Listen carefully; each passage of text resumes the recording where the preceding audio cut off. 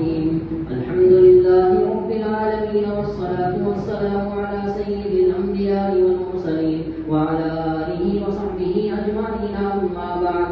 وبالسند المتصل منا إلى الشيخ الإمام الهمام الحافظ الحجة أبي عيسى محمد بن عيسى بن ثورة الترمذي رحمه الله تعالى أنه قال: باب في كراهية رد السلام غير متوضئ.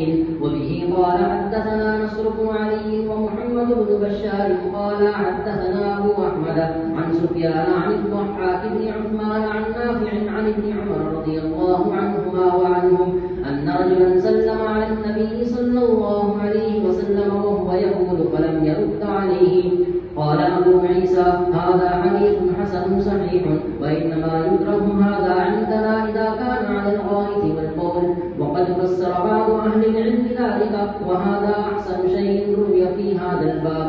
وفي الباب عن المهاجر بن منفذ وعبد الله بن حنظلة وعلقمة بن الشوال وجابر والبراء رضي الله عنهم أجمعين. بسم الله الرحمن الرحيم. الحمد لله رب العالمين، والصلاة والسلام على سيد الأنبياء وأشرف المرسلين وعلى آله وصحبه أجمعين ومن تبعهم بإحسان في كل زمان ومكان إلى يوم الدين، أما بعد. باب في كراهية رد السلام غير متوضئ. بغیر وضو کے سلام کے جواب دینے کی کراہیت کا بیان. عنوان قائم کیا ہے امام ترمذی نے یہ کہ غیر وضو کی حالت میں سلام کا جواب دینا مکروہ ہے، اور اس پر انہوں نے حدیث بیان کی ہے بطور دلیل حضرت سیدنا عبداللہ ابن عمر رضی اللہ تعالی عنہ سے. وہ کہتے ہیں ان رجلا سلم علی النبی صلی اللہ علیہ وسلم وهو یقول فلم يرد علیہ. کہتے ہیں کہ ایک آدمی نے اللہ کے رسول علیہ السلام کو سلام کیا جبکہ آپ پیشاب کر رہے تھے. وهو یقول فلم يرد علیہ، پس اللہ کے رسول علیہ السلام نے ان کو جواب نہیں دیا. اس پر سوال پیدا ہوتا ہے کہ امام ترمذی نے جو باب قائم کیا ہے وہ تو عام ہے اور حدیث خاص ہے. عنوان تو یہ ہے کہ غیر وضو کی حالت میں سلام کا جواب نہیں دینا چاہیے، مکروہ ہے. لیکن حدیث میں تو یہ آیا ہے کہ اللہ کے رسول علیہ السلام کو ایک صاحب نے اس وقت میں سلام کیا جبکہ آپ پیشاب کر رہے تھے، یعنی پیشاب کرنے کی حالت میں سلام کیا تو آپ نے اس وقت جواب نہیں دیا. یہ تو ہے کہ یہ بھی بے وضو کی حالت ہے، لیکن بے وضو کی حالت ایک خاص حالت ہے جس میں پیشاب کیا جا رہا ہے. اگر پیشاب کرنے کے بعد کی حالت ہو تو اس وقت میں کیا اس کا حکم ہے؟ ظاہر ہے کہ حدیث سے بات مستفاد نہیں ہوتی. تو امام ترمذی نے باب قائم کیا عام، اور جواب یا اس کی دلیل جو دی ہے وہ دلیل خاص ہے. اس کی وجہ غالباً یہ ہے کہ امام ترمذی نے سمجھا کہ جس طرح حالت بول میں سلام کا جواب نہیں دینا چاہیے، اسی طرح اس کے بعد بھی جو حالت غیر وضو کی ہوتی ہے اس کے اندر بھی سلام کا جواب نہیں دینا چاہیے. تو انہوں نے اس حدیث کو گویا عام سمجھا اور اس کی وجہ سے یہ جواب بطور دلیل، یہ جو ہے دلیل بطور جواب انہوں نے ذکر کر دی. ایک جواب یہ بھی ہو سکتا ہے کہ بعض احادیث سے معلوم ہوتا ہے کہ اللہ کے نبی علیہ السلام نے پیشاب کر لینے کے بعد غیر وضو کی حالت کے اندر جواب نہیں دیا. چنانچہ اس سلسلے میں دو روایات آئی ہیں. ایک روایت یہ ہے کہ ایک صحابی بیر جمل کی طرف سے واپس ہو رہے تھے. نہیں، اللہ کے رسول علیہ السلام بیر جمل کی طرف سے آ رہے تھے. اور آپ ایک گلی کے اندر سے گزر رہے تھے، ایک صحابی نے آپ کو سلام کیا لیکن آپ نے ان کو جواب نہیں دیا۔ جواب دیے بغیر رکے رہے یہاں تک کہ وہ صحابی آگے بڑھتے بڑھتے بڑھتے گلی کو مڑنے لگے، تو اللہ کے رسول علیہ السلام نے ان کو بلایا، ان کو پکارا، اور جب وہ ٹھہر گئے اللہ کے رسول علیہ السلام نے تیمم کیا۔ تیمم کرنے کے بعد ان کا جواب دیا اور فرمایا وعلیکم السلام۔ پھر فرمایا اما انہ لا یمنعنی ان ارد علیک الا انی لست بطاہر، میں نے تم کو جو جواب نہیں دیا، اس جواب دینے سے مجھے منع صرف اس بات نے کیا ہے کہ میں حالت وضو میں نہیں تھا، حالت وضو میں نہ ہونے کی وجہ سے میں نے تمہارے سلام کا جواب نہیں دیا۔ اس روایت سے امام ترمذی رحمۃ اللہ علیہ نے اخذ کیا ہے اور اس حدیث کا حوالہ امام ترمذی نے دیا ہے۔ دوسری حدیث یہ ہے کہ حضرت مہاجر بن قنفذ رضی اللہ تعالیٰ عنہ، انہوں نے ایک دفعہ اللہ کے رسول علیہ السلام کو سلام پیش کیا، نبی اکرم صلی اللہ علیہ وسلم نے ان کا جواب نہیں دیا۔ پھر اس کے بعد آپ نے وضو کیا، وضو کرنے کے بعد ان کو جواب دیا اور پھر فرمایا انہ لم یمنعنی ان ارد علیک الا انی کرہت ان اذکر اللہ تعالی الا علی طہارۃ۔ کیا مطلب؟ بے شک مجھے تمہارے سلام کے جواب دینے سے کوئی چیز مانے نہ ہوئی مگر یہ بات کہ مجھے یہ بات مکروہ معلوم ہوئی کہ بغیر طہارت کے میں اللہ کا نام لوں۔ سلام تو اللہ کا نام ہے، جیسے کہ حدیث میں صراحت موجود ہے، تو آپ نے کہا اللہ کا نام بغیر وضو کے میں لوں، یہ بات مجھے مکروہ معلوم ہوئی، اس لیے میں نے تمہارے سلام کا جواب نہیں دیا۔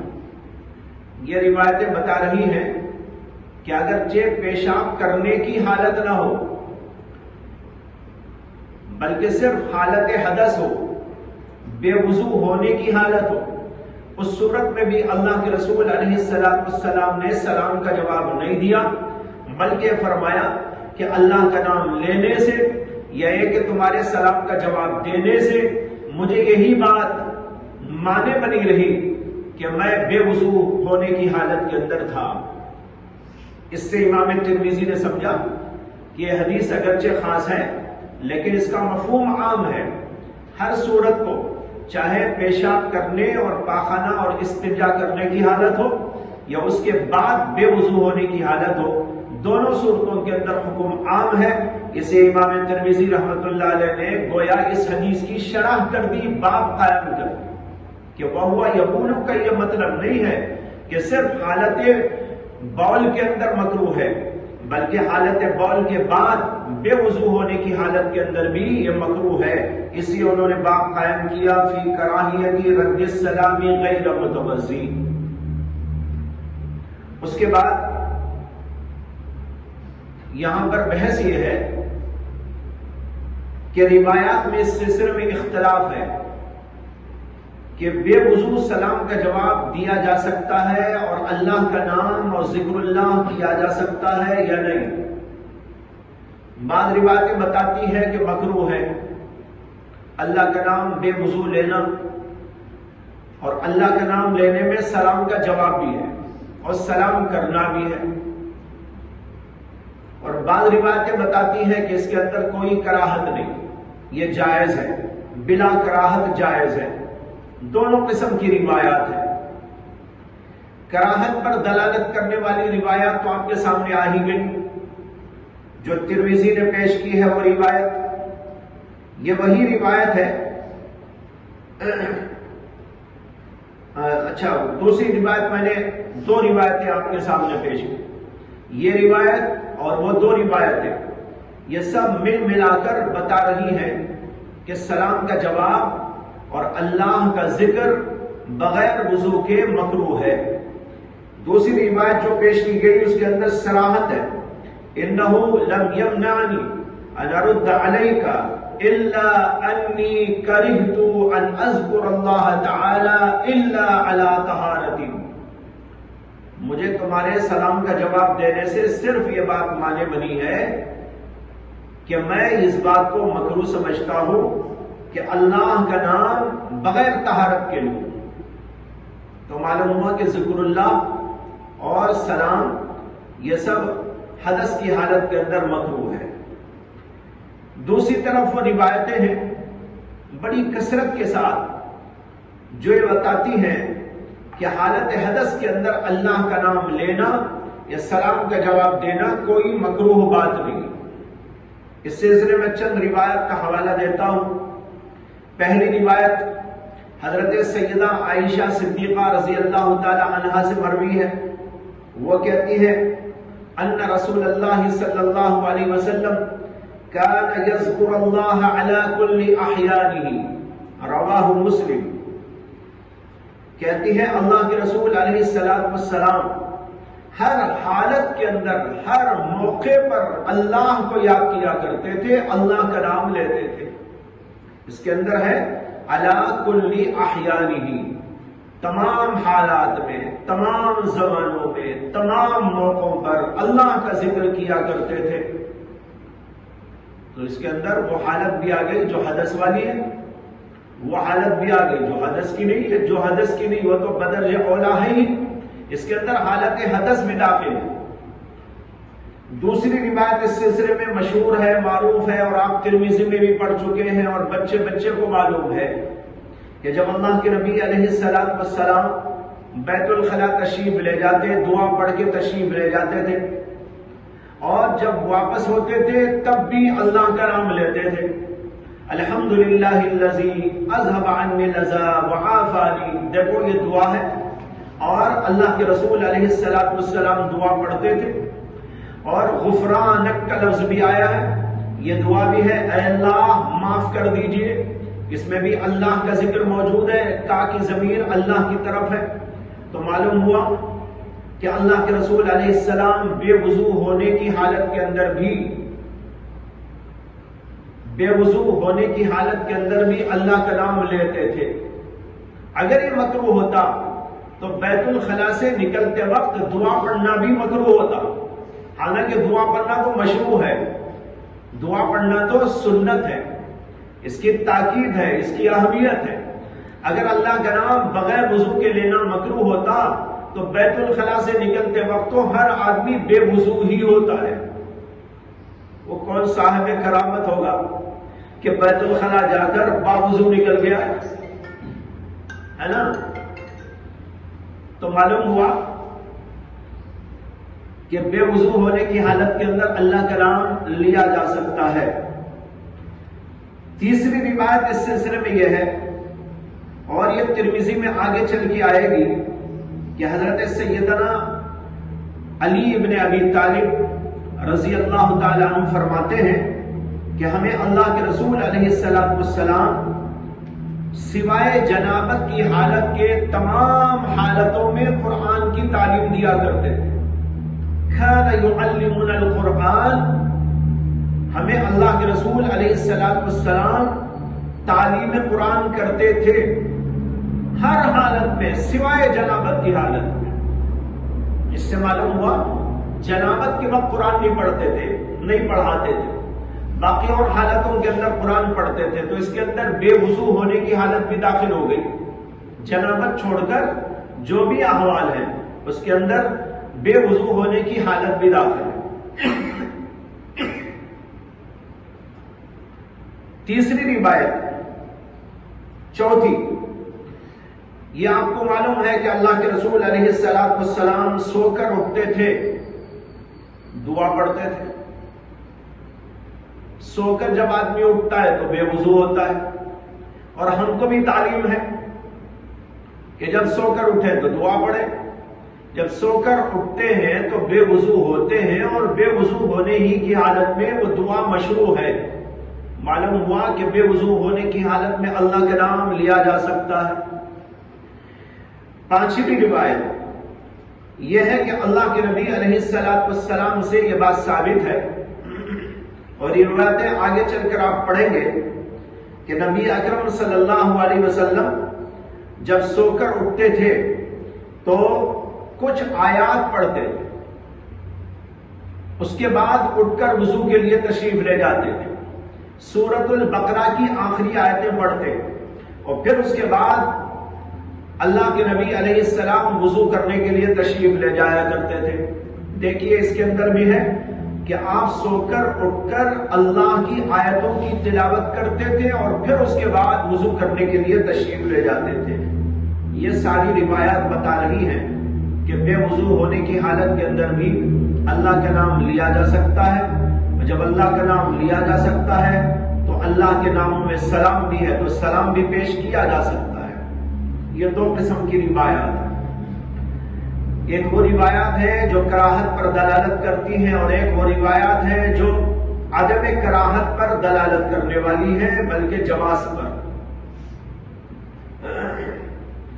علماء نے دونوں کے درمیان تطبیق یا اس سلسلے میں ترجیح کے سلسلے میں مختلف راستے اختیار کیے۔ بعضوں نے کہا ہے کہ پہلی روایات جو کراہت پر دلالت کرنے والی ہیں وہ منسوخ ہے، بعد والی روایات وہ ناسخ ہے، لہذا کراہت کی بات پہلے دور کی بات ہے، بعد میں کراہت منسوخ کر دی گئی، اس لیے آپ بلا کسی کراہت کے جائز ہے کہ اللہ کا نام لے سکتے ہیں اور سلام کا جواب دے سکتے ہیں۔ بعضوں نے یہ جواب دیا کہ حضرت عائشہ صدیقہ رضی اللہ تعالی عنہا کی جو حدیث ہے جس میں آیا کان یذکر اللہ علی کل احیانہ، اس میں مراد ذکر قلبی ہے، ذکر لسانی مراد نہیں، اس لیے کہ علی کل احیانہ کے اندر تمام زمانے داخل ہو جاتے ہیں، اور تمام زمانوں میں وہ زمانہ بھی داخل ہے جب آپ بیت الخلا میں ہو، تو اس کا مطلب یہ ہوا کہ جب آپ بیت الخلا میں ہوتے تھے تو بھی اللہ کا نام لیتے تھے، بیویوں کے پاس جاتے وقت بھی اللہ کا نام لیتے تھے، حالانکہ اس صورت کے اندر تو بالاتفاق یہ بات مکروہ ہے کہ اللہ کا نام لیا جائے، بیت الخلا میں اللہ کا نام نہیں لے سکتے، بیوی کے پاس جاتے ہوئے یعنی ملتے ہوئے اللہ کا نام پہلے تو لے سکتے ہیں، بعد اس صورت کے اندر نہیں لے سکتے، تو لہذا معلوم ہوا کہ یہاں علی کل احیانہ کا مطلب ہے ذکر قلبی، اللہ کے نبی علیہ السلام زبان سے نہیں، اللہ کا ذکر ہر وقت اپنے دل سے کیا کرتے ہیں۔ بعض لوگوں نے یہ جواب دیا ہے کہ جن روایات کے اندر کراہت کا بیان ہے یہ روایات دراصل ایک خاص حالت کی وجہ سے اللہ کے نبی علیہ السلام پر اس وقت میں اللہ کی عظمت اور اللہ کی جلالت، اللہ کی بزرگی، اللہ کی بڑائی کا ایسا غلبہ تھا کہ اس غلبہ حال کے اندر اللہ کے رسول علیہ السلام نے اللہ کا نام بغیر وضو کے لینا مناسب نہیں سمجھا۔ ایک خاص حالت کی بات ہے، عام حالات کے اندر آپ لیا کرتے تھے جیسے کہ روایات آپ کے سامنے آ گئی، لیکن بعض وقت ایسی حالت اللہ کے نبی پر طاری ہوئی، اللہ کی عظمت کی، جلالت کی، بزرگی کی، بڑائی کی، کہ اللہ کے نبی علیہ السلام نے اس حالت کے اندر بغیر وضو کے اللہ کا نام لینا مناسب نہیں سمجھا، اور یہ فرمایا کریہت ان اذکر اللہ، میں اللہ کا نام بغیر طہارت کے لینے کو مکروہ سمجھتا ہوں۔ ایک خاص حالت کی بات ہے، تو معلوم ہوا کہ عام حالات کے اندر یہ کوئی مکروہ بات نہیں۔ یہ بعض وقت میں ایسا ہوتا ہے کہ کسی اللہ کی خاص صفت کا غلبہ ہو جاتا ہے، کبھی محبت کا غلبہ ہوتا ہے، کبھی خوف کا غلبہ ہوتا ہے، کبھی رجا اور امید کا غلبہ ہوتا ہے، کبھی خوف اور خشیت کا غلبہ ہوتا ہے، تو الگ الگ حالات کے اعتبار سے یہ الگ الگ باتیں اللہ کے نبی علیہ السلام کی طرف سے سامنے آئی ہیں. اس میں اشارہ ہے اس بات کی طرف کہ آدمی کے اوپر بھی اس طرح کے حالات آئیں تو ان حالات کی اتباع کریں. جیسے آپ نے سنا ہوگا کہ بعض وقت ایسا ہوا بعض بزرگوں کے بارے میں کہ انہوں نے کالا جوتا پہننا اپنے اوپر ناجائز قرار دے دیا.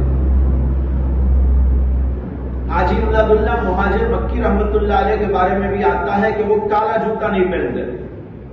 حالانکہ دنیا بھر میں کالا جوتا پہننا ایک فیشن ہے، رسم ہے، مسلمانوں میں بھی اور غیر مسلموں میں بھی. لیکن حضرت حاجی امداد اللہ مہاجر مکی رحمت اللہ علیہ کالا جوتا نہیں پہنتے.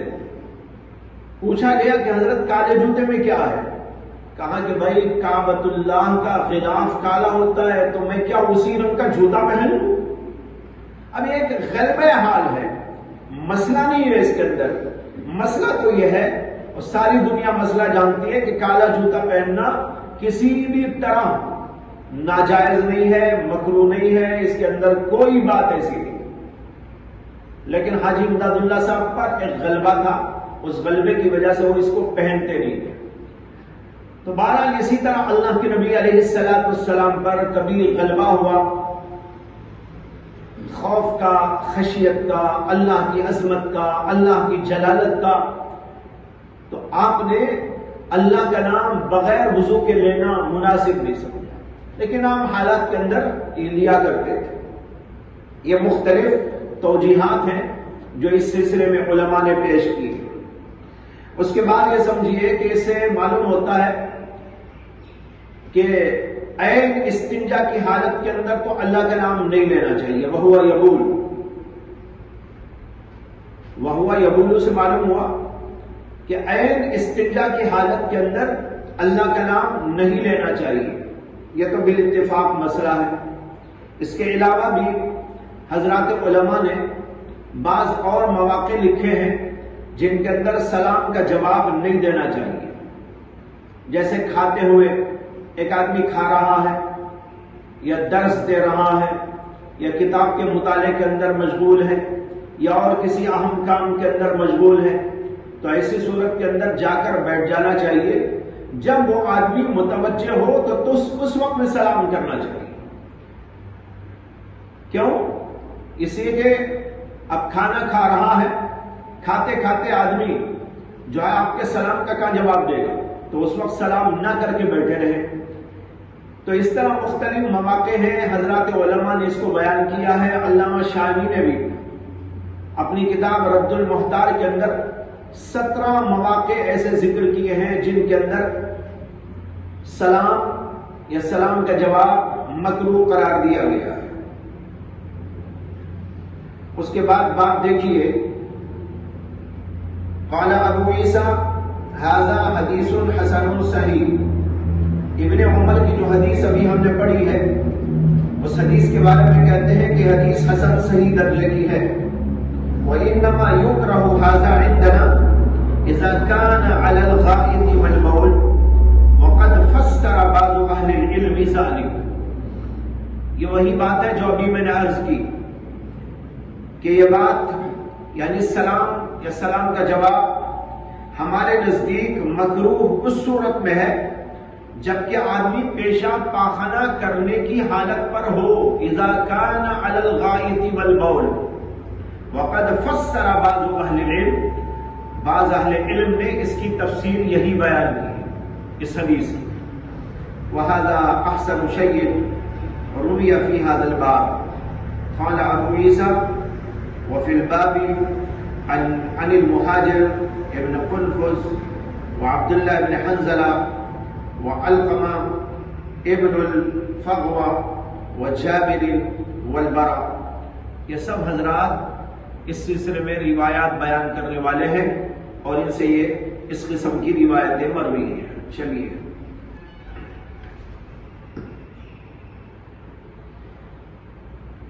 باب ما جاء في سور الكلب. وبه قال حدثنا سوار بن عبد الله العنبري قال حدثنا المعتمر بن سليمان قال سمعت ايوب عن محمد بن سيرين عن ابي هريره رضي الله تعالى عنه يغسل الإناء إذا ولغ فيه الكلب 7 مرات أولاهن أو أخراهن بالتراب، وإذا ولغت فيه الهرة غسل مرة. قال أبو عيسى هذا حديث حسن صحيح، وهو قول الشافعي وأحمد وإسحاق رحمهم الله تعالى. وقد روي هذا الحديث من غير وجه عن أبي هريرة رضي الله عنه عن النبي صلى الله عليه وسلم نحو هذا، ولم يذكر فيه إذا ولغت فيه الهرة غسل مرة. وفي الباب عن عبد الله بن مغفل رضي الله تعالى عنه.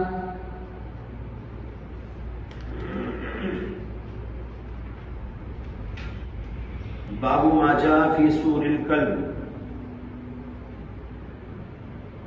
کتے کے جھوٹے کے بارے میں یہ باب ہے.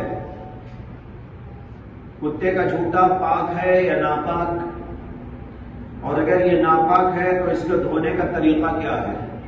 یہ 2 مسئلے ہیں جو اس باب کے اندر زیر بحث ہے. پہلا مسئلہ کہ کتے کا جھوٹا پاک ہے یا ناپاک، اس کے بارے میں اختلاف ہے. امام مالک رحمت اللہ علیہ فرماتے ہیں کتے کا جھوٹا پاک ہے، کیونکہ کلب ماشیہ کو اور اسی طرح کلب معلم کو پالنے اور رکھنے کی اجازت شریعت کے اندر ہے. ایک وہ کتا جس کو تربیت دے کر شکار کے لیے رکھا جاتا ہے، اب اس کو ہم چھوڑتے ہیں اللہ کا نام لے کر. وہ کتا کسی شکار کے اوپر حملہ کرتا ہے اور اس کو اپنے منہ سے پکڑ کے لا کے دیتا ہے. جب منہ سے پکڑ کے لا کے دیتا ہے تو ظاہر بات ہے کہ اس کے اندر اس کا لعاب وغیرہ تو لگ ہی جاتا ہے. اگر یہ ناجائز ہوتا کتے کا جھوٹا تو پھر اس کی اجازت کیوں ملی؟ اس سے معلوم ہوتا ہے کہ کتے کو بعض مواقع پر پالنے کی جو اجازت دی گئی ہے، جیسے رکھوالی کے لیے، حفاظت کے لیے اور اسی طرح شکار کے لیے، اس اجازت سے معلوم ہوتا ہے کہ کتے کا جھوٹا پاک ہے. اس سے کیسے بچ سکتا ہے آدمی؟ اسے امام مالک رحمت اللہ علیہ کے نزدیک کتے کا جھوٹا پاک ہے. لیکن جمہور علماء کے نزدیک، جن میں ائمہ ثلاثہ امام ابو حنیفہ، امام شافعی اور امام احمد بن حنبل ہے، اور دیگر ائمہ اور اکابر، وہ سب کے سب اس بات کے قائل ہیں کہ کتے کا جھوٹا ناپاک ہے. دوسرا مسئلہ یہ ہے کہ کتے کا جھوٹا اگر ناپاک ہے تو اس کو دھونے کا طریقہ کیا ہے؟ اس کے بارے میں بھی اختلاف ہے. اس کے بارے میں امام مالک رحمت اللہ علیہ کہتے ہیں کہ کتے کے جھوٹے کو 3 دفعہ، کتے کے جھوٹے کو 7 دفعہ دھو کر پاک کرنا چاہیے. اب آپ کو سوال پیدا ہوگا کہ بھئی ایک طرف وہ کہتے ہیں کہ پاک، تو پھر پاک کو کیا پاک کرنا؟ جب خود پاک ہے جھوٹا تو پھر اس کو پاک کرنے کی کیا ضرورت؟ امام مالک کا نقطہ نظر یہ ہے کہ کتے کا جھوٹا ہے تو پاک، لیکن چونکہ احادیث صریحہ و صحیحہ میں اس کو صاف کرنے کا حکم دیا گیا ہے اور کہا گیا ہے کہ اس کو دھو اور پاک کرو، اسے امام مالک رحمت اللہ علیہ کہتے ہیں تعبداً ہم 7 دفعہ اس کو دھوئیں گے. اگرچہ وہ پاک ہے لیکن ہمیں نہیں معلوم ہے کہ کیوں حکم دیا گیا ہے. یہ ہے تعبدی امر کا معنی، امر تعبدی ہے، امر قیاسی نہیں ہے. تو امام مالک کے نزدیک 7 دفعہ دھونا چاہیے، لیکن یہ 7 دفعہ دھونے کا حکم ان کے ہاں قیاسی نہیں ہے بلکہ امر تعبدی ہے. ہم نہیں جانتے کہ اس کی علت کیا، اس کی وجہ کیا، بس اللہ کے نبی نے کہہ دیا اور ہم اس کو دھوتے ہیں. جمہور علماء کہتے ہیں کہ کتے کا جھوٹا ناپاک ہے، اور کتے کے جھوٹے کے ناپاک ہونے کی دلیل یہ ہے کہ اللہ کے نبی علیہ السلام نے اس کو دھونے اور پاک کرنے کا حکم دیا ہے، اور ایک حدیث میں یہ الفاظ آئے ہیں کہ آپ نے ارشاد فرمایا طہور اناء احدکم اذا ولغ فیہ الکلب ان یغسلہ 7 مرات، رواہ مسلم۔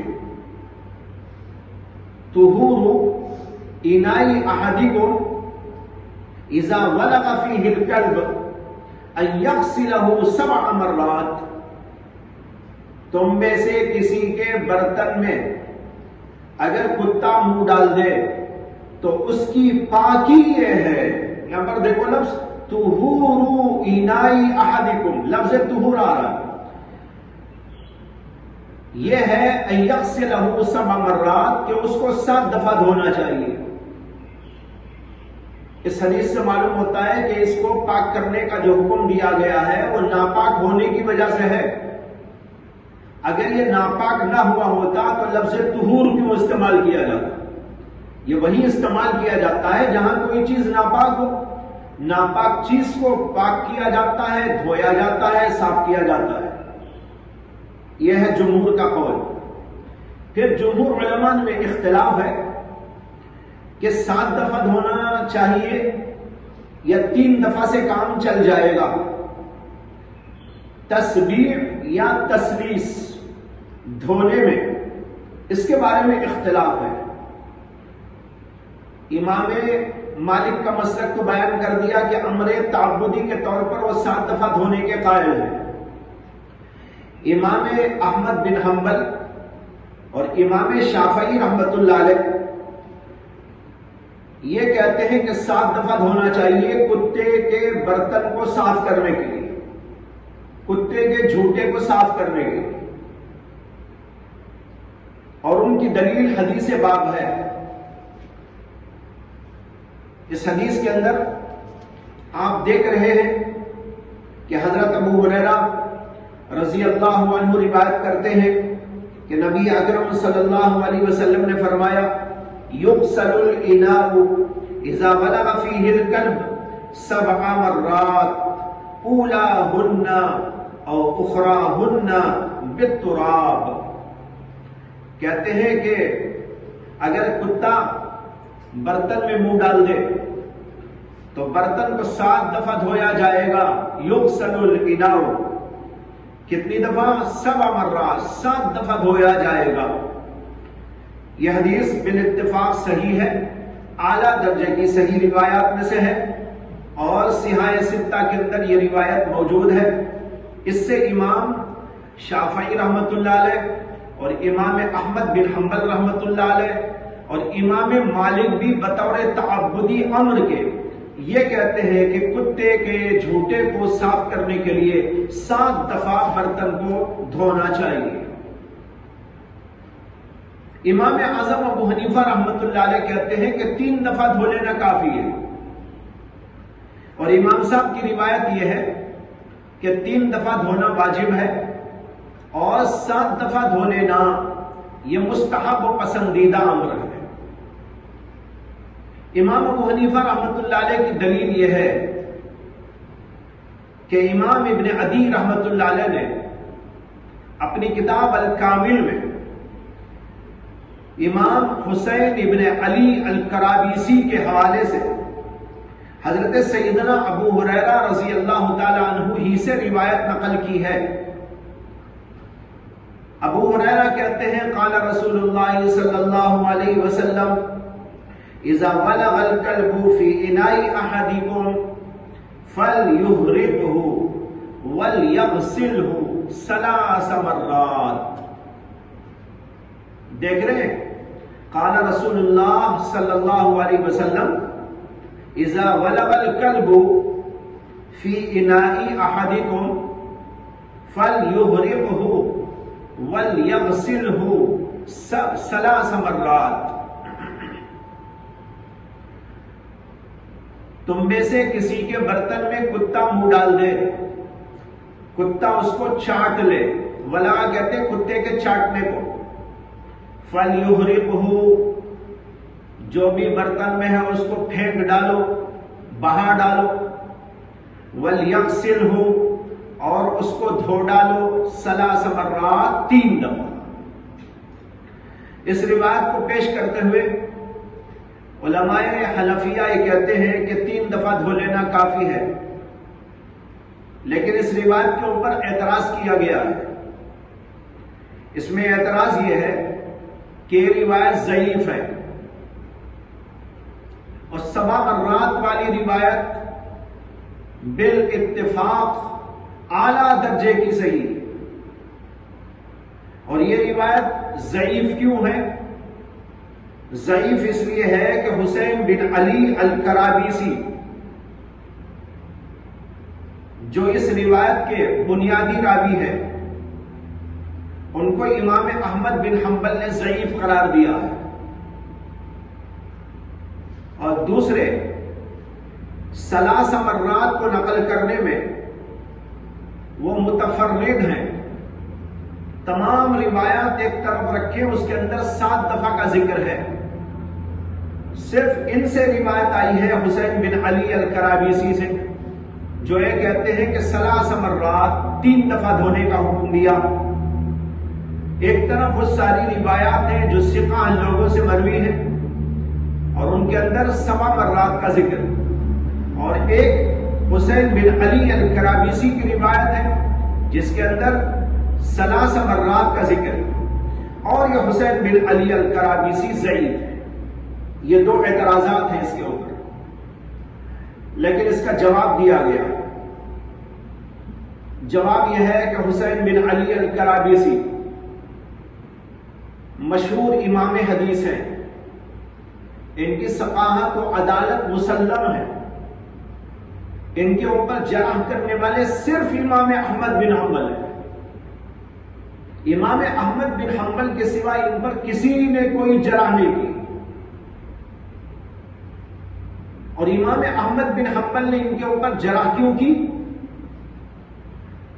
میں نے پہلے بات بتائی ہے آپ کو کہ جرح مبہم مقبول نہیں ہوتی، بلکہ جرح مفسر ہونا چاہیے، یعنی اس کے اندر یہ بیان ہونا چاہیے کہ یہ آدمی ضعیف کیوں ہے، ضعف کی وجہ، ضعف کی علت بیان کی جانی چاہیے۔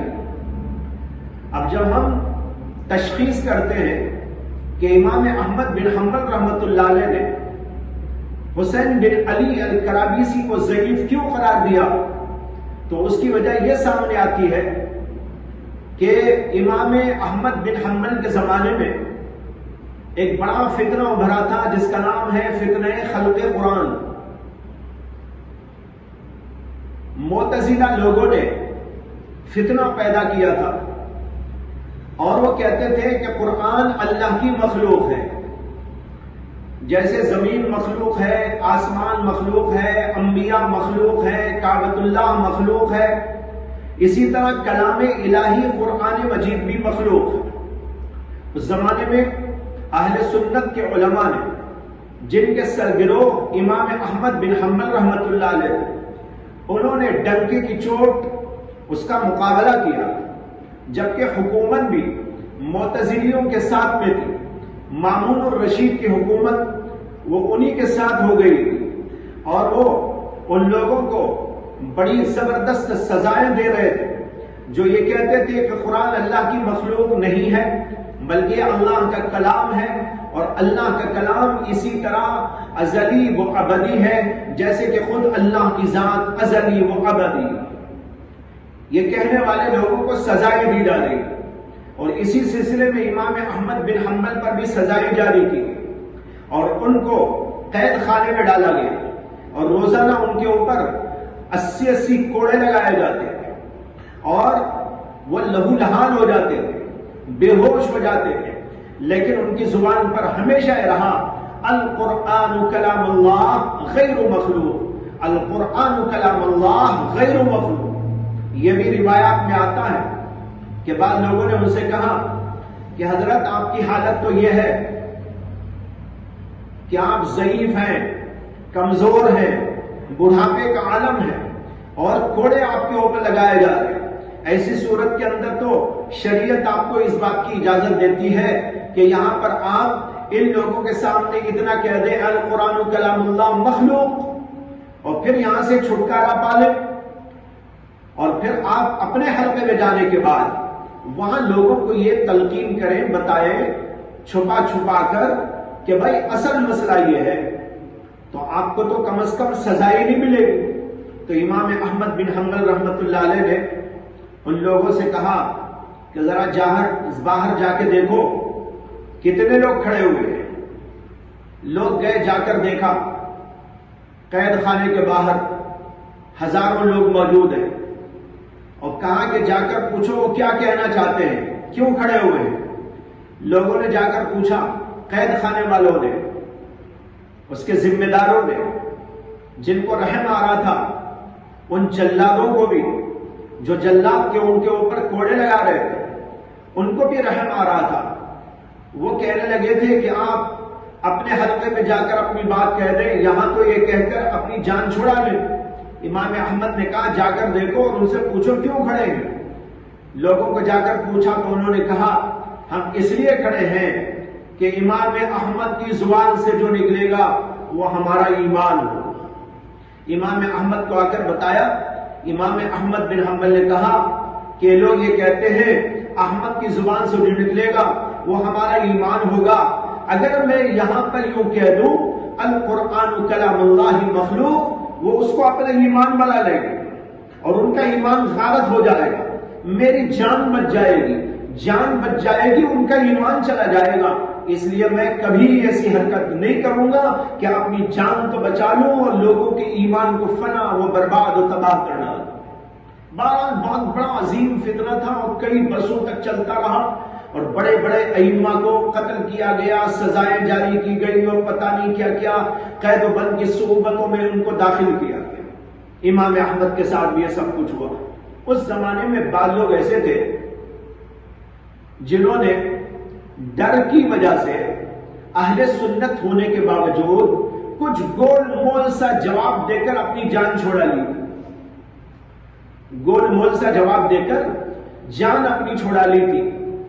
ایسے ہی لوگوں میں حسین بن علی الکرابیسی بھی ہے۔ حسین بن علی الکرابیسی کے سامنے جب یہ سوال پیش کیا گیا کہ آپ کیا کہتے ہیں، القرآن کلام اللہ غیر مخلوق ام مخلوق، تو انہوں نے کچھ گول مول سا جواب دے دیا، لفظی بالقرآن مخلوق۔ انہوں نے کہا لفظی بالقرآن مخلوق، یعنی میری زبان سے جو الفاظ قرآن کے نکل رہے وہ مخلوق ہے۔ اب یہ انہوں نے گول مول سا جواب دیا ہے، صاف جواب نہیں دیا۔ قرآن کلام اللہ مخلوق غیر مخلوق یہ کہنے کے بجائے لفظی بالقرآن مخلوق کہہ دیا۔ اور آپ جانتے ہیں کہ اسی طرح کا جواب امام بخاری نے بھی ایک دفعہ دیا تھا، جب امام زہلی کے ساتھ میں واقعہ پیش آیا تھا جس کی تفصیل مقدمے میں آپ سن چکے۔ تو بہرحال امام کرابیسی نے اس طرح کا گول مول جواب دے دیا تھا، جان اپنی چھوڑا لی تھی۔ اور امام احمد بن حنبل اس سلسلے میں بڑے سخت تھے، وہ اس طرح کی بات کو برداشت نہیں کرتے تھے۔ انہوں نے کہا کہ یہ ضعیف ہے، انہوں نے جو ہے گول مول سا جواب دے کر جان چھوڑا لی، ان کو تو ڈٹ کے سامنے آنا چاہیے تھا۔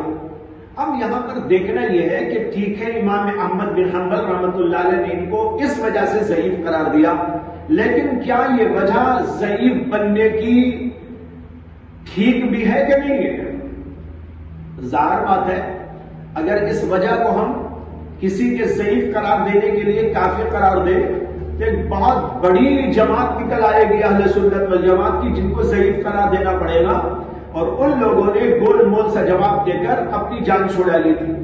شریعت میں اس بات کی اجازت ہے کہ ایسے حالات میں اگر آدمی سہار نہیں سکتا، ہاں عزیمت کا پہلو تو وہ ہے جو امام احمد بن حنبل نے اختیار کیا، لیکن رخصت اس بات کی بھی ہے کہ گول مول سے جواب دے کر اپنی جان چھوڑا لی جائے، اس لیے وجہ ذوق بننے کی اہلیت نہیں رکھتی یہ بات۔ اس لیے جمہور علماء کے نزدیک امام حسین بن علی الکرابیسی ثقہ ہے، قابل اعتبار ہے، اور یہ واقعہ جو پیش آیا تھا ایک خاص حالت میں اور خاص زمانے کے اندر پیش آیا تھا، اور شریعت کے اندر اس بات کی اجازت ہے کہ گول مول سے جواب دے کر اپنی جان چھوڑا لیتا ہے۔ اس سے معلوم ہوا کہ امام احمد نے ان کو جو ضعیف قرار دیا وہ بات صحیح نہیں۔ دوسری وجہ یہ بیان کی گئی تھی کہ اس روایت کو بیان کرنے میں یہ متفرد ہے۔ بار بار آپ کے سامنے بات پیش کی جا چکی ہے، ثقہ کا تفرد قبول ہوتا ہے، ثقہ کا تفرد مقبول ہوتا ہے۔ تفرد ثقہ یا زیادتی ثقہ یہ کوئی قابل اعتبار قابل اعتراض بات نہیں ہے، بلکہ اس کا لحاظ کیا جاتا ہے، لہذا اس روایت کو ہم لے سکتے ہیں۔ البتہ ایک بات ہے کہ جمہور جو اس روایت کے بیان کرنے والے ہیں وہ حضرت ابو ہریرہ سے 7 مرات نقل کرتے ہیں۔ یہ ایک ہے جو 3 مرات نقل کرتے ہیں۔ اس صورت کے اندر یہ ثقات کی مخالفت کر رہے ہیں۔ کیا ہے؟ ایک ثقات کی مخالفت کر رہے ہیں، اور ثقہ اگر ثقات کی مخالفت کرتا ہے تو اس کو کہتے ہیں روایت شاذہ۔ کیا ہے یہ؟ روایت شاذہ۔ ایک ہوتی ہے روایت منکر اور ایک ہوتی ہے شاذ۔ شاذ اس کو کہتے ہیں کہ قابل اعتماد ثقہ راوی دوسرے ثقہ لوگوں کے خلاف بیان کرے۔ اب جیسے یہاں پر ہے کہ جمہور جو اس سلسلے کی روایت بیان کر رہے ہیں وہ تو کہتے ہیں کہ ابو ہریرہ نے کہا تھا قال رسول اللہ صلی اللہ علیہ وسلم اذا بلغ الكلب في اناء احدكم ان يغسله 7 مرات، لیکن یہ کہتے ہیں 3 مرات، تو اسی روایت کیا ہو گئی؟ شاذ ہو گئی۔ منکر اس روایت کو کہتے ہیں کہ کوئی ضعیف آدمی دوسروں کی مخالفت کرے، بس یہ فرق ہے شاذ میں اور منکر میں۔ منکر کا راوی ضعیف ہوتا ہے، شاذ کا راوی ثقہ ہوتا ہے۔ شاذ وہ روایت ہے کہ ثقہ مخالفت کرے اور کوئی بات بیان کرے ثقات کے خلاف، اور منکر وہ روایت ہے جس میں کوئی ضعیف راوی دوسرے لوگوں کی مخالفت بیان میں کوئی بات بیان کرے۔ یہ فرق ہوتا ہے دونوں میں، تو یہ روایت شاذ ہے۔ لیکن شاذ روایت کا حکم یہ ہے کہ شاذ روایت کی اگر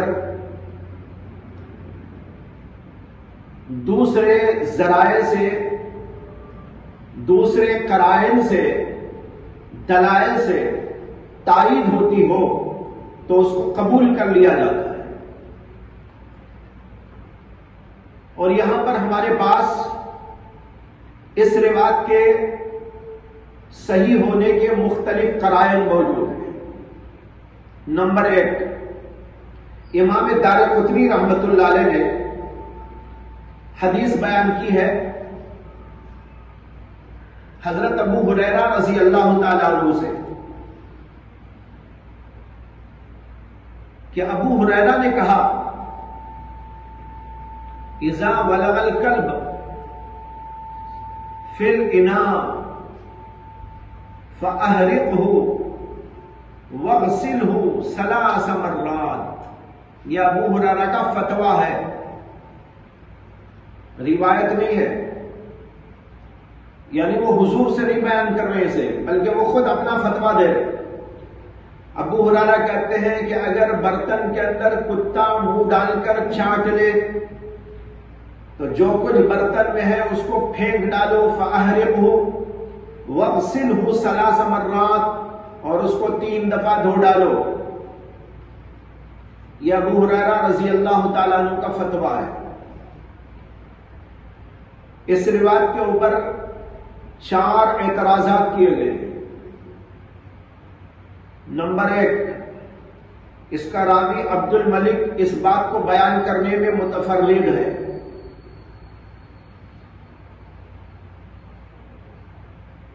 ہماری طرف سے جواب یہ ہے تفرد الثقۃ مقبول، ابھی اس کا اوپر بھی ذکر آیا۔ عبد الملک ثقہ ہیں اور ثقہ کا تفرد قابل اعتبار ہوتا ہے۔ دوسرا اعتراض اس کے اوپر یہ کیا گیا ہے کہ اس روایت میں اضطراب پایا جاتا ہے متن کے اندر۔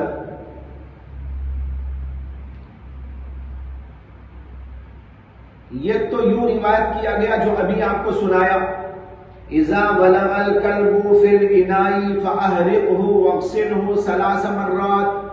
ابو ہریرہ نے فرمایا کہ برتن میں کتا منہ ڈال کر چاٹ لے تو اس کو پھینک ڈالو اور برتن کو دھو ڈالو 3 دفعہ۔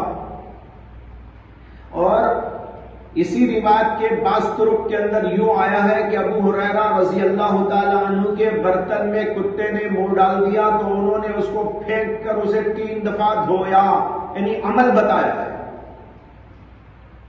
تو ایک روایت میں یہ قول ابو ہریرہ ہے اور ایک روایت میں یہ عمل ابو ہریرہ ہے۔ جواب یہ ہے کہ یہ اضطراب نہیں ہے، تعدد ہے۔ اضطراب نہیں ہے، تعدد ہے۔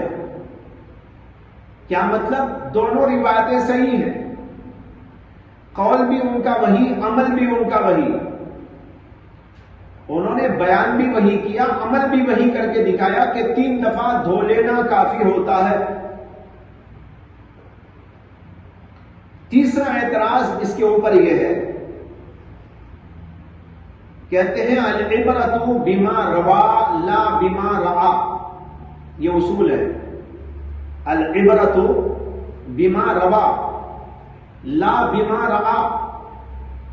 راوی جو روایت کرتا ہے اعتبار اس کا ہوتا ہے، جو اس کی رائے ہوتی ہے اس کا اعتبار نہیں ہوتا۔ ابو ہریرہ نے روایت تو کیا 7 مرات، یہاں بھی ہے آپ کے سامنے۔ اللہ کے رسول نے فرمایا کہ کتا برتن میں منہ ڈال دے تو 7 دفعہ دھو، اور وہ خود یہ رائے رکھتے ہیں کہ 3 دفعہ دھو۔ اب روایت کو لے یا رائے کو لے؟ کہتے ہیں العبرۃ بما روا لا بما رعا۔ یہ اعتراض بڑا جاندار ہے، یہ تو ابو ہریرہ کی رائے ہے، لیکن ان کی روایت کیا ہے وہ دیکھو، جو اعلیٰ درجے کی صحیح ہے۔ لیکن ہمارا جواب یہ ہے،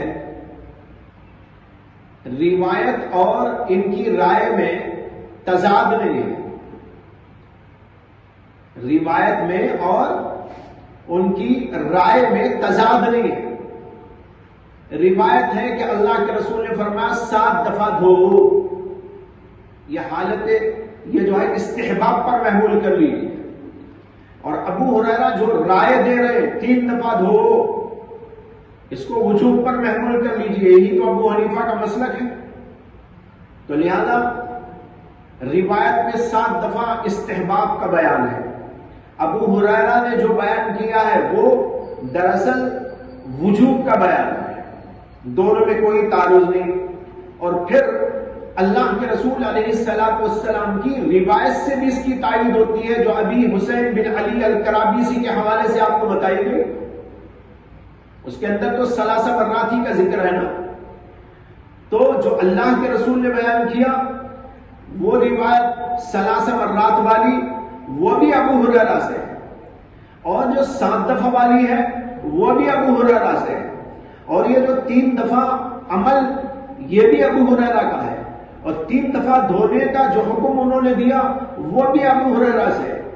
رائے بھی ابو ہریرہ کی، روایت بھی ابو ہریرہ کی، 3 والی روایت بھی ابو ہریرہ کی، 7 والی روایت بھی ابو ہریرہ کی۔ اب ان ساری چیزوں کو سامنے رکھنے کے بعد امام اعظم ابو حنیفہ رحمۃ اللہ علیہ کہتے ہیں بھائی ایک کو دیکھ کر ساری چیزوں سے آنکھ بند کر لینا یہ فقہ کا تقاضا نہیں ہے، نہ حدیث سے الفت کا تقاضا ہے۔ حدیث سے الفت و محبت اور اس کی عظمت کا، اور اسی کے ساتھ ساتھ فقہ اور تفقہ کا یہ تقاضا ہے کہ تمام روایات کو، تمام چیزوں کو سامنے رکھیں۔ جب تمام اس چیزوں کو سامنے رکھیں گے بات واضح طور پر سمجھ میں آ جائے گی۔ یوں سمجھیے کہ اللہ کے رسول صلی اللہ علیہ وسلم سے ابو ہریرہ نے 7 دفعہ والی روایت نقل کی، وہی ابو ہریرہ نے حسین بن علی الکرابیسی والی روایت کے اندر 3 دفعہ کا ذکر کیا۔ تو اللہ کے رسول سے بھی 2 روایتیں آ گئی نہیں آ گئی؟ ہم کہتے ہیں دونوں میں کوئی تعارض نہیں، دونوں کو قبول کرو۔ آپ کہتے ہیں کہ ایک کو قبول کرو دوسرے کو چھوڑو، ہم کہتے ہیں دونوں کو قبول کرو۔ دونوں کو قبول کیسے کریں گے؟ 3 والی روایت کو وجوب پر محمول کریں اور 7 دفعہ والی روایت کو استحباب پر محمول کریں۔ امام اعظم ابو حنیفہ کا یہی مسلک ہے کہ کتے کے برتن کو 7 دفعہ دھونا مستحب ہے، 3 دفعہ دھو لینا کافی ہے، واجب ادا ہو جائے گا۔ اور ابو ہریرہ کا عمل بھی اسی کی تائید کر رہا ہے اور ابو ہریرہ کا فتویٰ بھی اسی کی تائید کر رہا ہے۔ یہاں پر تھوڑی دیر کے لیے سوچنے کی ضرورت ہے، وہ ابو ہریرہ جن کے بارے میں آپ نے ایک دفعہ وہ حدیث پڑھی ترمذی کے اندر ہی کہ انہوں نے بیان کیا حضرت ابن عباس رضی اللہ عنہ کے سامنے کہ اللہ کے رسول علیہ السلام نے فرمایا الوضوء مما مست النار۔ ابن عباس نے کہا کہ ابو ہریرہ کیا جو ہے گرم پانی سے بھی یا تیل استعمال کریں تو بھی جو ہے اس سے بھی وضو کرنا پڑے گا؟ تو وہاں پر حضرت ابو ہریرہ کو کتنا غصہ آیا تھا۔ حدیث کے مقابلے میں ان کی بات سمجھ کر انہوں نے یہ کہا کہ میں بھتیجے جب میں حدیث رسول بیان کروں تو وہاں پر ادھر ادھر کی بات نہ کرو، یہ روایت آپ پڑھ چکے ہیں۔ وہی ابو ہریرہ کیا ایک دفعہ وہ کہیں اللہ کے رسول علیہ السلام نے بیان فرمایا اذا بلغ الكلب في اناء احدكم ان يغسل 7 مرات، وہاں یہ بیان کرنے کے بعد خود وہ اپنا فتویٰ اس کے خلاف دے سکتے ہیں؟ ہرگز نہیں دے سکتے۔ کیا اس کے خلاف عمل کر سکتے ہیں؟ وہ بھی نہیں کر سکتے۔ تو معلوم ہوا کہ ان میں کوئی تضاد نہیں۔ ابو ہریرہ سمجھ رہے تھے 7 دفعہ کا حکم بھی اللہ کے نبی کا ہے، 3 دفعہ کا حکم بھی اللہ کے نبی کا ہے، 7 دفعہ کا حکم استحباب کے لیے ہے، 3 دفعہ کا حکم وجوب کے لیے ہے۔ اسی لیے انہوں نے اس پر عمل کر کے دکھا دیا کہ 3 دفعہ دھوئیں تو کافی ہے، فتویٰ دے کر بھی بتا دیا 3 دفعہ کر لے تو ایک کافی اور وجوب کے لیے کافی ہو جاتا ہے۔ لہذا تمام روایتیں اس سلسلے میں امام اعظم ابو حنیفہ رحمۃ اللہ علیہ کے مسلک کے مطابق جمع ہو جاتی ہیں۔ اب اس چوتھا اشکال اور ایک ہے اس روایت کے اوپر۔ میں نے کہا تھا 4 اعتراض آئے، 3 کا جواب میں نے دے دیا۔ چوتھا اعتراض اس پر کیا گیا ہے کہ خود ابو ہریرہ کا ایک فتویٰ 7 کا بھی ہے، 7 دفعہ دھونے کا، لہذا 3 دفعہ والی روایت میں اور 7 دفعہ والی روایت میں تعارض ہے۔ اور یہ 7 دفعہ والی روایت کو بھی ابو ہریرہ کے فتوے میں امام دارقطنی نے روایت کیا ہے، یہ بھی دارقطنی کی روایت ہے۔ جو 3 دفعہ والی ہے وہ بھی دارقطنی کی روایت ہے۔ ابن حجر عسقلانی نے یہی کہا کہ 3 دفعہ والی روایت جو ابو ہریرہ سے مروی ہے یا ان کا فتویٰ جو 3 دفعہ کا مروی ہے وہ خود ان کے ایک دوسرے فتوے کے خلاف ہے جس کے اندر دارقطنی نے 7 دفعہ نقل کیا ہے۔ ہم کہتے ہیں یہ خلاف تھوڑا ہی ہے، یہ اور ہماری تائید ہو رہی ہے۔ 7 دفعہ کا فتویٰ ہے، 3 دفعہ کا فتویٰ ہے، 3 دفعہ پر عمل ہے، 7 دفعہ کی روایت ہے، 3 دفعہ کی روایت ہے، سب مل گئے۔ جو 7 کا ذکر آیا چاہے وہ روایت میں ہو یا رائے میں ہو وہ استحباب پر محمول ہے۔ جو 3 دفعہ کی روایت یا 3 دفعہ والی ان کی رائے ہے وہ وجوب پر محمول ہے۔ اب بتاؤ کہ اس میں تعارض کیا ہے جس کی وجہ سے ایک کو چھوڑ دیا جائے اور دوسرے کو لے لیا جائے؟ ہماری اس تشریح کے مطابق تمام روایتیں جمع ہو جاتی ہیں۔ 3 دفعہ والی کو وجوب پر محمول کر لیجئے اور 7 دفعہ والی روایت کو استحباب پر محمول کر لیجئے۔ یہ تائید تو یہ تھی۔ جس کی تشریح آپ کے سامنے عرض کی گئی کہ اس کو اگر ہم شاذ مانتے ہیں کرابیسی کی روایت کو تو اس کی تائید کے اندر یہ بات موجود ہے۔ دوسری تائید یہ ہے کہ حضرت ابو ہریرہ رضی اللہ تعالیٰ عنہ ہی نے روایت کیا ہے، قال رسول اللہ صلی اللہ علیہ وسلم فی الکلب یلغ فی الاناء، اللہ کے رسول نے کتے کے بارے میں جو برتن میں منہ ڈالتے اس کے بارے میں ارشاد فرمایا۔ کیا فرمایا؟ ان یغسلہ ثلاثا او خمسا او سبعا او ہے۔ اس کو بھی امام دارقطنی نے روایت کیا ہے۔ اللہ کے رسول نے کہا کتا اگر برتن میں منہ ڈال کر چاٹ لے تو اس کو دھو ثلاثن او خمسن او سبعا۔ اس سے بھی ہماری تائید ہو رہی ہے، 3 دفعہ کم سے کم، اس سے آگے 5 دفعہ دھو لو، اس سے آگے 7 دفعہ دھو لو، تو کم سے کم وجوب کا درجہ ہے 5 دفعہ اور 7 دفعہ تک دھو لینا، یہ استحباب کا درجہ ہے۔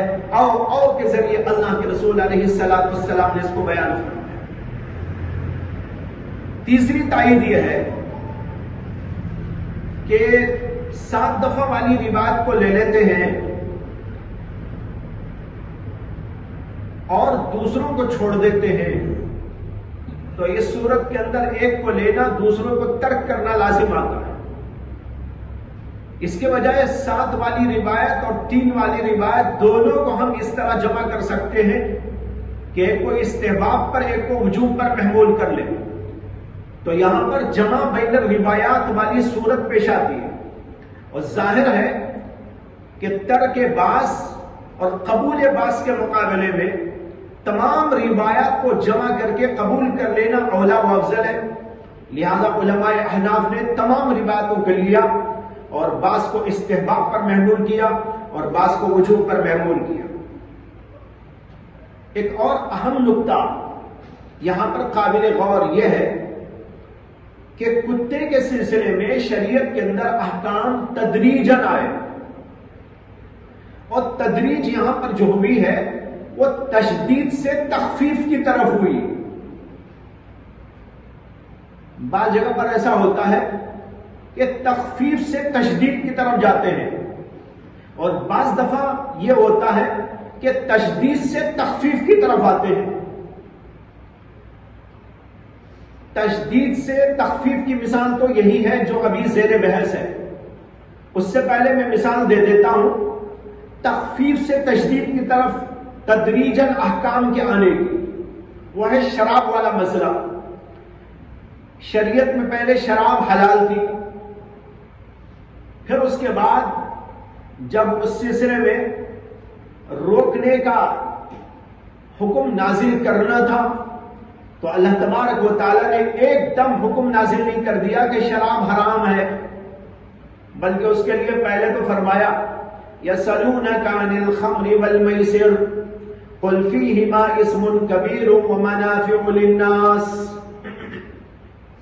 لوگ آپ سے سوال کرتے ہیں جوے اور شراب کے بارے میں، آپ کہہ دیجئے کہ ان دونوں کے اندر گناہ ہے، فیہما اسم کبیر، اس کے اندر بڑا گناہ ہے، ومنافع للناس، ہاں کچھ نفع بھی ہے، کچھ نفع بھی ہے، لیکن نفع کے مقابلے میں اس کے اندر کا گناہ یعنی اس کے اندر کی برائی زیادہ ہے۔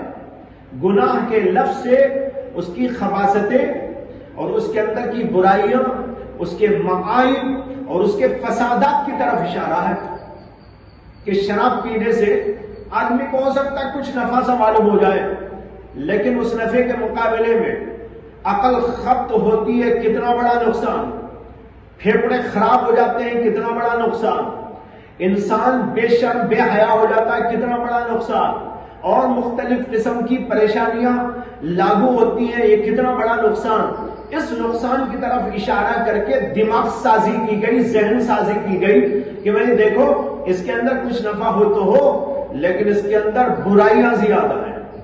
اب آدمی سوچے گا کہ بھئی اتنی بری چیز، اللہ نے کہا اسم کبیر، اس کے اندر بہت بڑا گناہ ہے، یعنی بہت بڑا فساد ہے، بہت بڑی قباحتیں ہیں، بڑے رذائل اس کے اندر موجود ہیں، تو آدمی کا دماغ بنتا رہتا ہے کہ بھئی یہ چھوڑنے کی چیز ہے، قبول کرنے کی چیز نہیں ہے، اس سے دور رہنا ضروری ہے، اس سے جتنا بچے اتنا اچھا ہے۔ یہ ہو گیا، لیکن ابھی حرام نہیں کیا گیا۔ پھر اس کے بعد ایک واقعہ پیش آیا، کچھ لوگ ایک جگہ پر بیٹھ کر شراب پی رہے تھے، نماز کا وقت ہو گیا، نماز کے وقت میں کھڑے ہو کے نماز پڑھانے لگے۔ صحابی نماز پڑھا رہے، اس کے اندر کہتے ہیں سورہ فاتحہ پڑھنے کے بعد قُلْ يَا أَيُّهَا الْكَافِرُونَ أَعْبُدُ مَا تَعْبُدُونَ، اے کافرو میں بھی اسی کی عبادت کرتا ہوں جس کی تم عبادت اور پرستش کرتے ہو۔ قرآن میں آیت نازل ہو گئی، یا ایھا الذین آمنوا لا تقربوا الصلاة وانتم سکارى حتی تعلموا، جب تک تمہارا نشہ نہ اتر جائے اور تم اچھے اور برے کا فرق نہ کر سکو، اس وقت تک ایسی حالت کے اندر شراب تمہارے لیے حرام۔ اب دیکھو تدریجاً آ رہا ہے، اب صرف نماز کے قریبی وقت کے اندر حرام کر دیا گیا، باقی وقت میں جیسے رات میں کوئی پی لے ٹھیک ہے، دن میں بھی ایسے وقت میں پیے کہ نشہ اتر جائے نماز کے وقت تک تو درست ہے۔ مثلا کوئی فجر پڑھنے کے بعد پی لیا،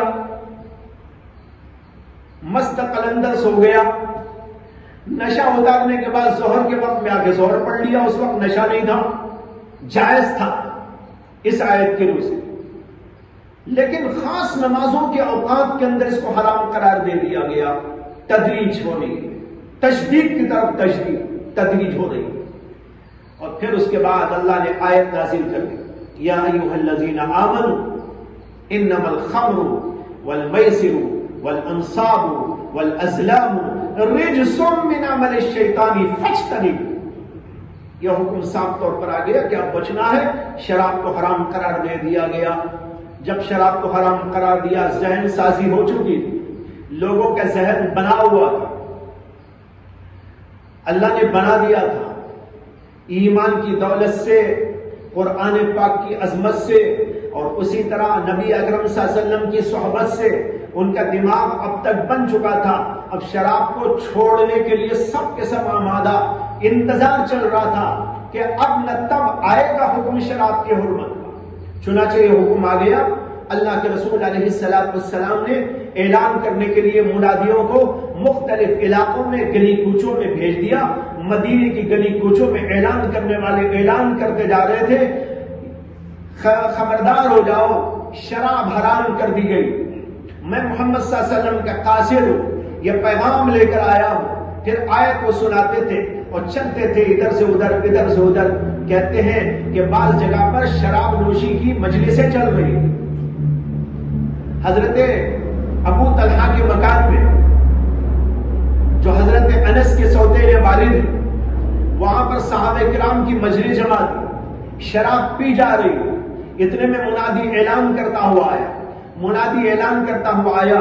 حضرت انس اس وقت میں چھوٹے بچے تھے اور وہ ان کے باپ کے گھر کے اندر آنے والے لوگوں کو شراب پلا رہے تھے ساقی بن کر۔ کہتے ہیں کہ جو ہی اعلان ہوا، شراب جس کی جہاں تھی وہی رک گئی۔ کسی کے ہاتھ میں تھی تو اس نے یوں پٹک دی، کسی کے قریب منہ کے تھی تو اس نے اٹھا کے ڈال دی، کسی نے منہ کے اندر لینی تھی تو اس نے کلی کر ڈالی۔ اور جن جن کے گھروں کے اندر یہ موجود تھی، وہاں سب گھروں سے لا لا کر لوگوں نے نالیوں کے اندر اس کو انڈیلا۔ تو انڈیلنے کی بنا پر مدینے کی گلیاں اس دن ایسی لگ رہی تھی جیسے کہ سیلاب آ گیا ہو، شراب کا سیلاب بہ رہا تھا۔ ذہن سازی ہو چکی تھی، نتیجہ یہ ہوا کہ شراب کی حرمت آتے ہی جو جہاں تھا وہی رک گیا، ایک قطرہ بھی اس کے بعد اندر نہیں لیا گیا۔ اسی کے مقابل میں ایک بات ذہن میں آگے عرض کر دیتا ہوں ایمان کی تر و تازگی کے لیے۔ ایک زمانے میں امریکہ کے اندر وہاں کی حکومت شراب کو حرام کرنے کے لیے آمادہ ہوگی، یعنی قانونی طور پر اس کو جرم قرار دینا تھا۔ اس کو جرم قرار دینے کے لیے انہوں نے جو ہے بڑے پمفلٹس تیار کیے، اشتہارات تیار کیے اور ذرائع ابلاغ سے کام لیا، اور ذرائع ابلاغ میں اس کی قباحتیں، خباثتیں، اس کے رذائل وغیرہ وغیرہ بیان کرتے تھے۔ یہ سب کچھ ہوتا رہا، اور پھر اس کے بعد اور اس کے اوپر اربوں نہیں کھربوں روپے انہوں نے لٹائے تاکہ لوگوں کے ذہنوں کے اندر یہ آ جائے کہ شراب حرام ہونے والی ہے، یعنی قانونی جرم اس کو قرار دیا جانے والا ہے۔ چنانچہ اس کے بعد انہوں نے پاس کر دیا بل اور منظور ہو گئی، اور شراب کو امریکہ کے اندر ناجائز اور قانونی جرم قرار دے دیا گیا، اور اس کے اوپر سخت جرمانہ عائد کر دیا گیا، اور اس کے لیے پولیس تعینات ہو گئی، جہاں کہیں ایسا ہو اس کو پکڑنا ہے، سزا دینا ہے وغیرہ وغیرہ، جیسے کہ ہوتا ہے حکومتوں میں۔ یہ سب کچھ ہو گیا، لیکن لوگوں کے اندر ایمان نہیں تھا۔ اسلام نے پہلے ایمان بنایا، اللہ سے تعلق کو مضبوط کیا، نبی سے تعلق کو مضبوط کیا، آخرت کی فکر دلائی، اور ان کے سامنے یہ بات رکھی، کوئی تمہیں دیکھ رہا ہو کہ نہ دیکھ رہا ہو، لیکن اللہ تمہیں دیکھ رہا ہے۔ کوئی تمہیں نوٹ کرے کہ نہ نوٹ کرے، لیکن فرشتے تمہارے اعمال کو نوٹ کرتے جا رہے ہیں، اور کہیں تمہاری سزا ہو کہ نہ ہو، لیکن آخرت کے اندر ہر برائی کا، ہر جرم کا، تمہیں ہر جرم کی سزا تم کو دی جائے گی۔ فکر آخرت پیدا کی گئی، اللہ کے حاضر و ناظر جاننے کا عقیدہ مضبوط کیا گیا، ایمان کو تر و تازہ کر کے یہ صورتحال سے جب گزارا گیا تو شراب کے حرام ہوتے ہی ہر ایک نے چھوڑ دیا۔ کیا مجال تھی کہ کوئی ایک قطرہ بھی اس کے بعد منہ کو لگا لیتا؟ لیکن امریکہ میں اربوں کھربوں روپے لٹائے گئے، اور بڑے اشتہارات دیے گئے، ذرائع ابلاغ کو کثرت کے ساتھ میں استعمال کیا گیا، بڑے بڑے دماغ اس کے لیے استعمال کیے گئے کہ کس کس طریقے پر لوگوں کو ذہن سازی کی جائے اور ان کے ذہنوں کے اندر اس کو بٹھایا جائے۔ لیکن یہ سب کچھ ہوا، لیکن ایک چیز نہیں ہوئی، وہ اللہ سے تعلق۔ نتیجہ ہوا کہ چند دنوں تک تو قانون کی مجبوری کی وجہ سے لوگ بچتے رہے، لیکن کہاں تک بچیں گے؟ اندر تو بنا ہوا نہیں تھا۔ دماغ بن گیا تو کیا، جب دل نہ بنے۔ اصل تو یہ ہے کہ دل بنے، دل میں خوف الہی ہو، فکر آخرت ہو، اللہ کی محبت ہو، اللہ سے تعلق ہو، یہ اصل چیز ہے۔ وہاں یہ کچھ نہ ہوا تھا، ذہن سازی کی گئی، لیکن جب دل ہی نہیں بنا تو اندر سے چند دنوں کے بعد جو ہے لوگ مجبور ہو کے کہنے لگے، ارے بھائی کیا قانون، یہ بڑی مصیبت کا قانون آ گیا۔ اب لوگ چھپے چھپائے پینے لگے، کہیں سے منگا کے پینے لگے، اور پھر جو ہے کچھ سزائیں ہوئی، لیکن وہاں پر جھڑپیں ہونے لگی، یہاں تک کہ خود پولیس والے بھی پینے لگے، ان کا کون سا دماغ اور دل بنا ہوا تھا۔ اور پھر جو بنانے والے تھے قانون، وہ خود بھی پینے لگے، اور پھر سب نے مل کر فیصلہ کر دیا کہ بھائی اس سے بچنا ممکن نہیں ہے، اس کو جائز قرار دے دو۔ پھر دوسری بل پاس کر دی گئی، اور بالکل پہلے جتنا جائز تھا اس سے زیادہ جائز کر دی گئی۔ یہ بتا رہا ہوں اسلام کس طریقے سے احکام کو نازل کرتا ہے، اور کس طریقے پر دماغ سازی کرتا ہے، دل سازی کرتا ہے، اور اس کے اندر کیا کیا صفات پیدا کرتا ہے، اور اس کے کیا نتائج بہتر سے بہتر مرتب ہوتے ہیں۔ بہرحال میں نے تو یہ مثال اس لیے دی کہ بعض وقت احکام تدریجاً یوں آتے ہیں کہ تخفیف سے تشدید کی طرف چلتے ہیں۔ دوسری مثال اس بات کی ہے کہ کبھی احکام تدریجاً اس طرح آتے ہیں کہ تشدید سے تخفیف کی طرف آ جاتے ہیں۔ اس کی یہی مثال ہے کتوں والی۔ کتوں میں یوں احکام آئے کہ پہلے تو اللہ کے نبی علیہ السلام نے بتایا کہ جہاں بھی کتے کو دیکھو مار ڈالو۔ وجہ دراصل یہ تھی کہ کتوں کی محبت کو دور کرنا تھا۔ جیسے آج آپ دیکھتے ہیں کہ غیر مسلموں میں بالخصوص انگریزی لوگوں میں کتے کی محبت تو اپنی جان سے بھی زیادہ ہے. وہاں تو کتے کے لیے باقاعدہ بنگلے الاٹ ہوتے ہیں، وراثت جاری ہوتی ہے. آدمی مر کے وراثت میں لکھ کے جاتا ہے میرے کتے کو یہ اتنے کروڑ اور ارب اور خرب روپے دینا ہے، اس کے لیے گزارے کا بندوبست کر کے جاتا ہے. تو وہاں کتوں کی محبت جیسے آج ہم دیکھتے ہیں وہی صورتحال عربوں کے اندر بھی تھی. کتوں کی بڑی محبت، خاص طور پر مدینے میں، اسے کہ مدینے کے اندر یہودیوں کا غلبہ تھا اس دور میں، تو وہ بھی کتوں سے بڑی محبت کرتے ہیں. تو ان کی وجہ سے پورے معاشرے کے اندر کتوں کی محبت گھسی اور بسی اور رچی ہوئی. اللہ کے نبی علیہ السلام نے اصل میں کتوں سے محبت و الفت کا جو یہ انداز پیدا ہو گیا ہے اس کو ختم کرنا چاہ رہے تھے. تو شریعت نے اس سلسلے میں احکام نازل فرمائے تو پہلے تشدید سے بات چلی اور تخفیف پہ آ کے رکی.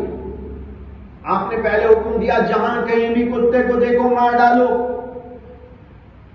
جب حکم دیا اللہ کے نبی علیہ السلام نے تو اب جہاں بھی کتا نظر آتا تو لوگ مارتے تھے. چند دنوں تک یہ سلسلہ رہا. اصل مقصد کتوں کو مارنا نہیں تھا، کتوں کی محبت کو مارنا. چند دنوں کے بعد ایک جگہ پر دیکھا ایک صاحب کو اللہ کے رسول علیہ السلام نے کہ وہ کتے کو مار رہے. آپ نے کہا بھائی کتے کو کیوں مارتے ہو خامخواہ؟ یہ بھی اللہ کی مخلوق ہے تمہاری طرح، کتے کیوں مارتے ہو؟ آپ نے کہا کتے کو نہ مارو، ہاں کالا کتا ہو تو اس کو مار لو، اسے کہ کالا کتا شیطان ہوتا ہے، یہ آپ نے کہا. اب اس کے بعد کتوں کو چھوڑ کر صرف کالے کتے کو لوگ مارنے لگے. لیکن بعد میں چل کر وہ بھی کہہ دیا گیا بھائی کتوں میں کالے بھی ہوتے ہیں، پیلے بھی ہوتے ہیں، سفید بھی ہوتے ہیں، ہر رنگ کے ہوتے ہیں.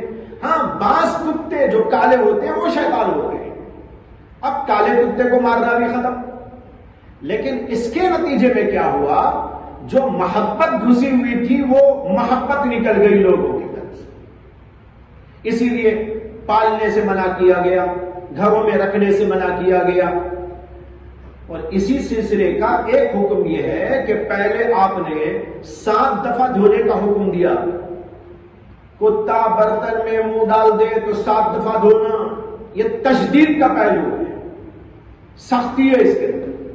لیکن بعد میں آپ نے دوسری بات کے اندر 3 دفعہ دھونے کو کافی قرار دیا، اس لیے کہ ہر نجس کو 3 دفعہ دھو لینا کافی ہوتا ہے. لہذا وہی اصلی حکم بعد میں آپ نے پیش فرمایا، لیکن تشدیداً پہلے 7 دفعہ کا حکم دیا تھا، بعد میں چل کر 3 دفعہ کا حکم دے دیا. یہ اس طرح تدریج تشدید سے لے کر تخفیف کی طرف آ کر 3 دفعہ پہ رک گئی ہے. 7 دفعہ کا حکم پہلا حکم ہے اور اس کے بعد 3 دفعہ کا حکم آیا. تو اس میں نسخ کا قول ہے. یہ اس کا خلاصہ کیا ہوا؟ نسخ کہ 7 دفعہ والا قول منسوخ ہے یا وہ روایت منسوخ ہے، اور 3 دفعہ والی جو روایت ہے وہ بعد کی روایت ہے اور ناسخ ہے. آخری بات اس سلسلے میں یہ ہے کہ قیاس کو آپ دیکھیں تو اس سے بھی یہی سمجھ میں آتا ہے کہ 3 دفعہ دھو لینے سے چیز پاک ہو جانی چاہیے. اس لیے کہ اگر خنزیر کسی برتن میں منہ ڈال دے، آپ بتائیں کہ خنزیر زیادہ قبیح ہے، غلیظ ہے یا کتا؟ خنزیر نا. خنزیر اگر کسی برتن میں منہ ڈال دے تو 3 دفعہ دھو لینا کافی ہے. اس سے بھی کم درجے کا یہ ہے کتا، تو اس کے لیے 7 دفعہ ظاہر بات ہے قیاس کے خلاف ہے. قیاس یہ ہے کہ 3 دفعہ میں پاک ہو جانا چاہیے. اچھا دوسری بات یہ ہے کہ کتے کا پیشاب اگر لگ جائے یا کتے کا پاخانہ کسی جگہ لگ جائے، کتنے دفعہ دھونا کافی ہے؟ 3 دفعہ دھونا کافی ہے. اب سوچنا ہے کتے کا پیشاب اور پاخانہ زیادہ غلیظ ہے یا کتے کا لعاب زیادہ غلیظ ہے؟ ظاہر بات ہے لعاب کے مقابلے میں پاخانہ پیشاب تو زیادہ غلیظ ہے نا، جب وہ بھی 3 دفعہ سے پاک ہو جاتا ہے تو کتے کا لعاب کیوں پاک نہیں ہوتا؟ یعنی کتا جس برتن میں منہ ڈال دے وہ برتن کیوں نہیں پاک ہوتا 3 میں؟ تو قیاس کا بھی تقاضا یہ ہے کہ 3 دفعہ میں پاک ہو جانا چاہیے، تو 3 دفعہ والی روایت قیاس کے موافق ہے، اور 7 دفعہ والی جو روایت ہے وہ قیاس کے خلاف ہے۔ اس لیے ہم لوگوں نے کیا کیا، علماء احناف نے، کہ 3 دفعہ والی روایت کو حسب قیاس وجوب پر محمول کر لیا، اور 7 دفعہ والی روایت کو جو ہے استحباب پر محمول کیا۔ اس طریقے پر یہ تائیدات 3 دفعہ والی روایت کی موجود ہے، اس لیے علماء احناف نے اس کو اختیار فرمایا ہے۔ اس کے بعد باب کو دیکھ لیجئے کہ باب کے اندر فرماتے ہیں یغسل الاناء، قال رسول اللہ صلی اللہ علیہ وسلم یغسل الاناء اذا علق فیہ الکلب 7 مرات اولاہن او اخراہن بالتراب۔ 7 دفعہ دھونا ہے، ان میں سے پہلی یا آخری دفعہ مٹی سے بھی دھونا ہے۔ ایک دفعہ شروع میں ہو یا آخر میں مٹی سے بھی دھو لے۔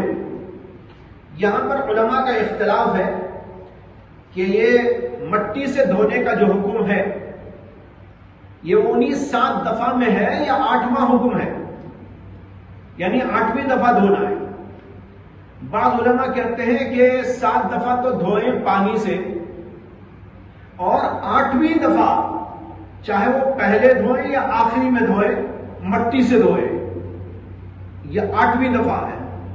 اور بعض علماء کا کہنا ہے نہیں، 7 میں سے یہ کیے ہے، کل 7 دفعہ دھونا ہے، اور ان 7 دفعہ میں سے ایک دفعہ مٹی سے بھی دھو لے، چاہے ابتدا میں دھو لے چاہے انتہا میں دھو لے۔ اس کے بعد میں ہے وَإِذَا وَلَغَتْ فِيهِ الْهِرَّةُ غُسِلَ مَرَّةً، اور اگر برتن کے اندر بلی نے منہ ڈال کر چاٹ لیا تو اسے ایک دفعہ دھو لے۔